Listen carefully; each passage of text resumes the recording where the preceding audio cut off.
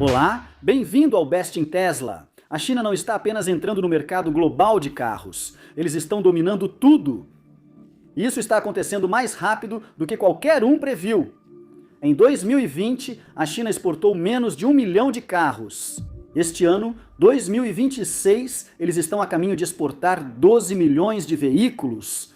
Enquanto gigantes tradicionais como Volkswagen, GM e Porsche perderam milhões de vendas na China e agora estão ativamente ajudando seu maior rival a se destruir. Eles estão exportando carros feitos em joint ventures chinesas de volta para a Europa, algo que juraram que nunca fariam. Eles entregaram fábricas, tecnologias e know-how em troca de lucros de curto prazo. E o resultado? Os carros chineses estão superando a Porsche nas pistas de corrida, esmagando-os em software e preço e estão inundando o mercado do México à Europa. A indústria automobilística ocidental não viu isso chegando. Ou pior, viu e mesmo assim caiu direto na armadilha. Hoje vou explicar exatamente como a China virou o jogo em toda a indústria automobilística global e por que a Tesla pode ser uma das únicas com chances de sobreviver a esse terremoto. Vamos conferir tudo e mergulhar de cabeça.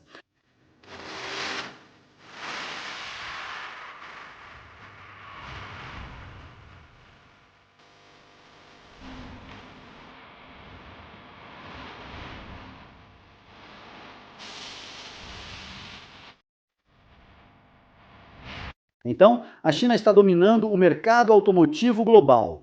Simplesmente não dá mais para esconder isso. Eu já mostrei várias vezes como as montadoras tradicionais estão perdendo espaço na China, já que perderam cerca de 4 milhões de unidades em vendas no mercado doméstico chinês desde 2019, e estamos vendo que continuam caindo aqui em 2026. Ao mesmo tempo, a previsão é que a China exporte 12 milhões de unidades em 2026. Em 2020, eles exportaram menos de 1 milhão. Então, a China está dominando o mercado automotivo global. E não está fazendo isso devagar, mas sim de forma extremamente rápida.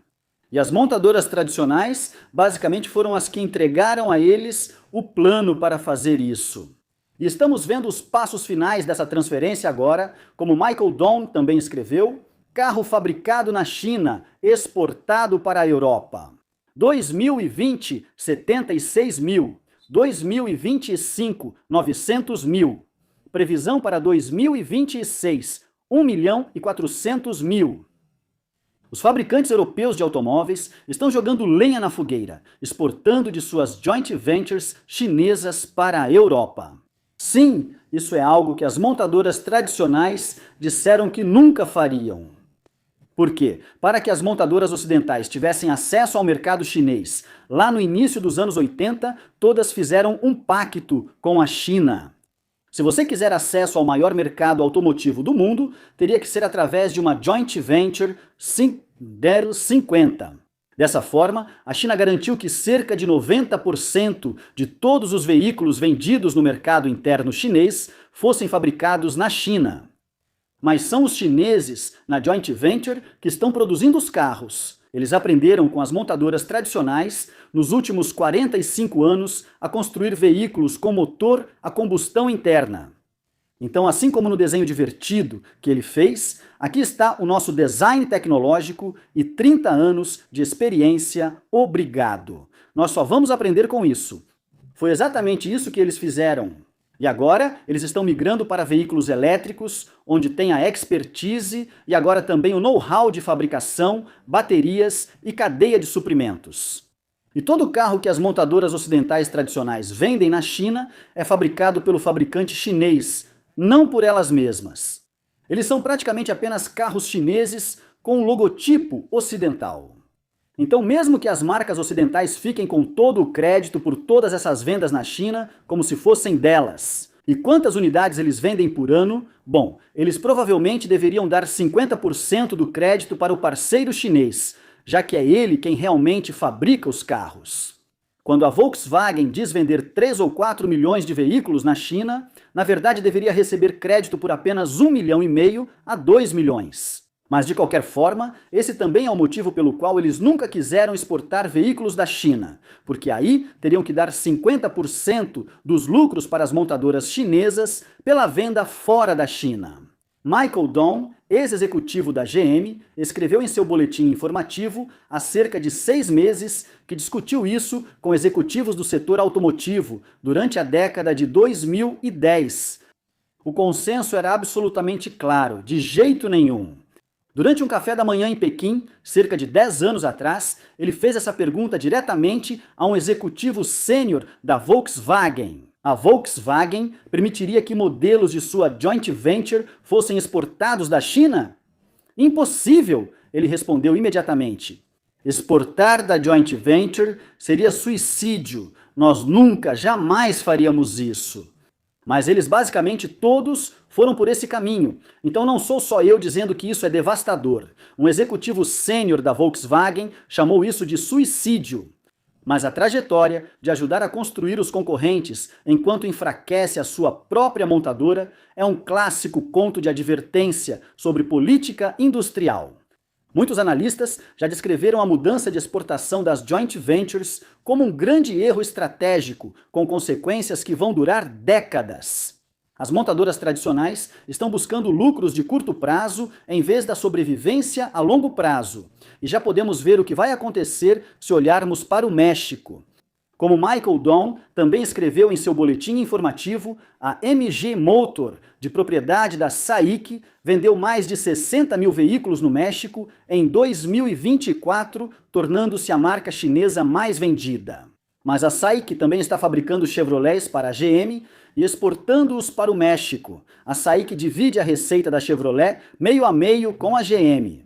A SAIC fica com 100% da receita da MG, usando algumas das mesmas plataformas.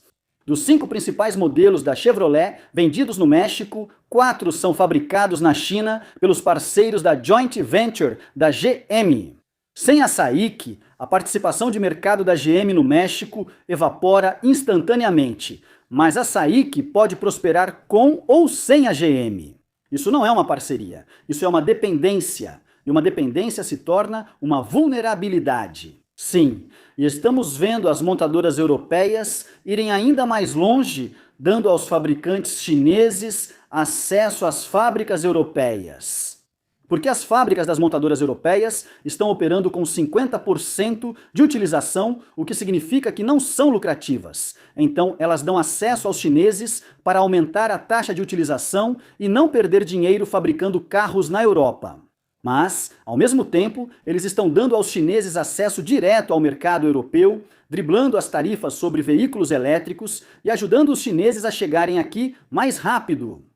E estamos vendo que até algumas das marcas mais prestigiadas estão caindo rapidamente, o que mostra que as pessoas não são tão leais às antigas marcas ocidentais quanto muitos pensam. Isso é basicamente a única coisa que restou para as montadoras ocidentais. Uma marca já que terceirizaram tudo, exceto a fabricação do motor a combustão.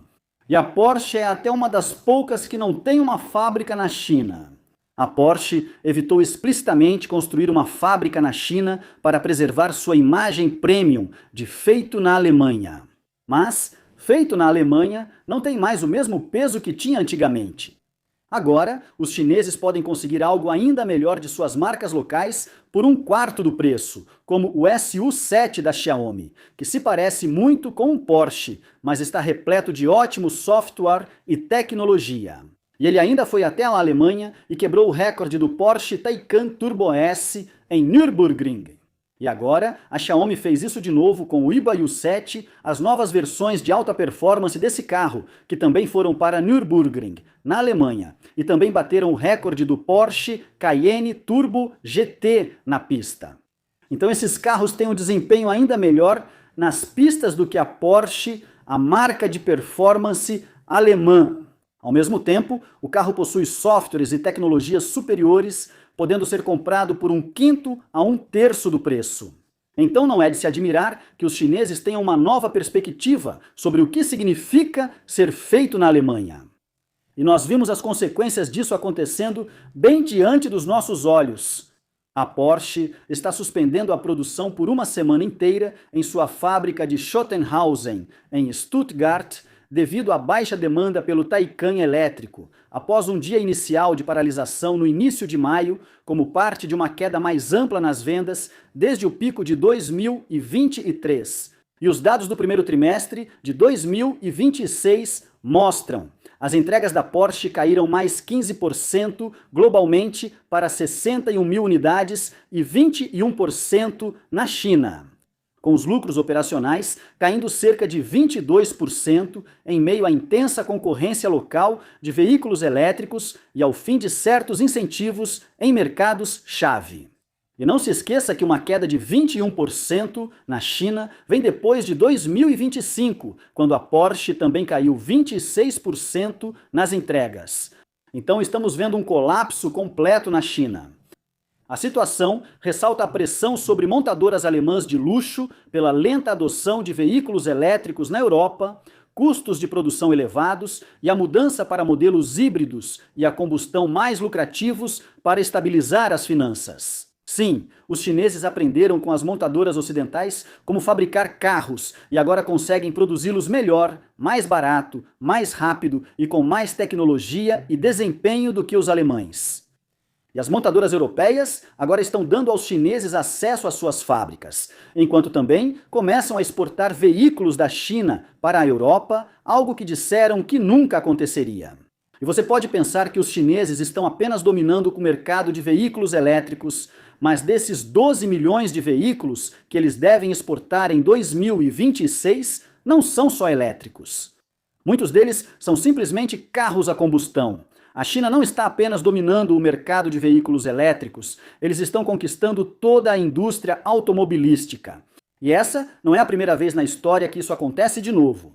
Contra as montadoras tradicionais do Ocidente, o Japão e a Coreia do Sul seguiram uma estratégia semelhante para alcançar os concorrentes em meados do século XX, usando parcerias estrangeiras, licenciamento e joint ventures para adquirir tecnologia e conhecimento de fabricação enquanto protegiam seu mercado interno. Após desenvolverem capacidade, reduzem dependência de estrangeiros, melhoram qualidade e custo e passam a exportar e competir globalmente. E a Toyota agora é a maior montadora do planeta. No início dos anos 1960, a Toyota vendia apenas algumas centenas de milhares de carros no mundo todo. No final dos anos 70, a Toyota vendeu 3 milhões de veículos no mundo todo e continuou crescendo a partir daí. E em 2025, eles venderam 11 milhões de unidades. Mas o que a China está fazendo é em uma escala muito maior. O pico de exportação de veículos do Japão foi de cerca de 4,5 milhões. A expectativa é que a China exporte 12 milhões este ano e tenha capacidade para produzir 50 milhões de veículos. Isso representa metade da capacidade automotiva global. A China está realmente se tornando um polo de manufatura do mundo. E se as montadoras tradicionais continuarem ou expandirem sua estratégia, exportando da China, fazendo parcerias profundas com empresas chinesas e potencialmente permitindo mais acesso chinês às operações na Europa, os riscos aumentam com o tempo. É difícil ver como as montadoras tradicionais podem escapar dessa armadilha criada pelos chineses, porque agora todas elas dependem dos chineses. Mesmo que os chineses estejam vindo agora construir carros na Europa para o mercado local, isso pode ser temporário, até conquistarem uma fatia maior do mercado europeu. E quando tudo for fabricado na China de qualquer maneira, a tarifa não vai importar mais, só o custo de produção.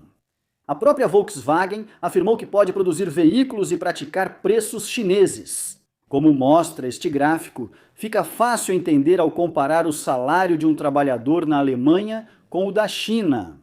E eu pessoalmente já sentei no Xiaomi SU7 e U7. Eu já vi o Huawei Z7.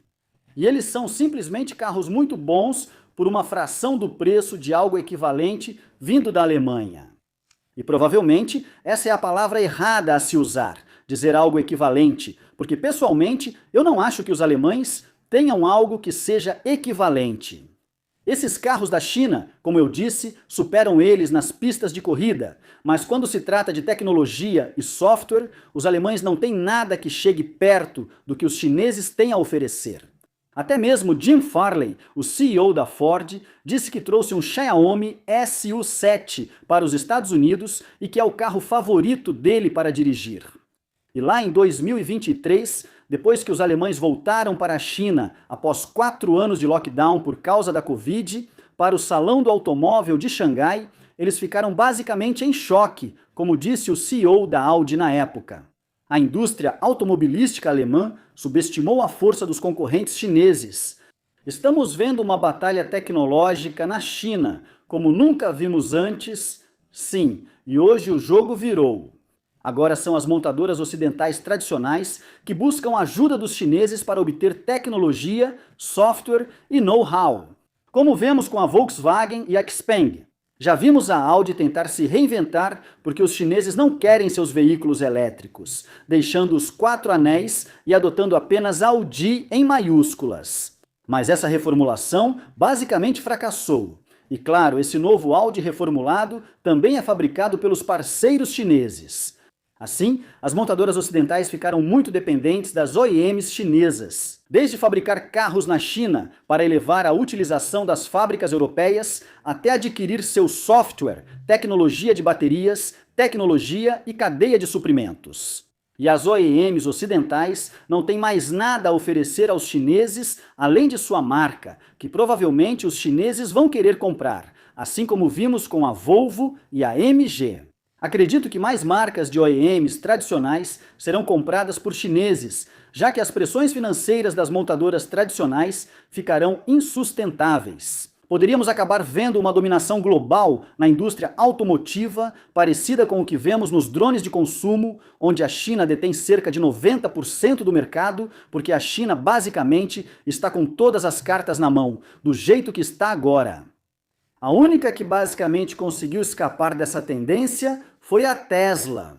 Eles foram autorizados a construir uma fábrica totalmente controlada pela própria Tesla na China, para ajudar o governo chinês a tornar os carros elétricos algo legal. Então, quando a Tesla vende carros na China ou os exporta da China, ela fica com 100% dos lucros. Então, na China, eles basicamente operam como uma montadora chinesa. Enquanto isso, diferente dos chineses, a Tesla já tem uma fábrica na Europa produzindo para o mercado europeu. Eles não estão demitindo nem fechando produção como as montadoras tradicionais. Pelo contrário, aumentaram em 20% a produção da fábrica de Berlim.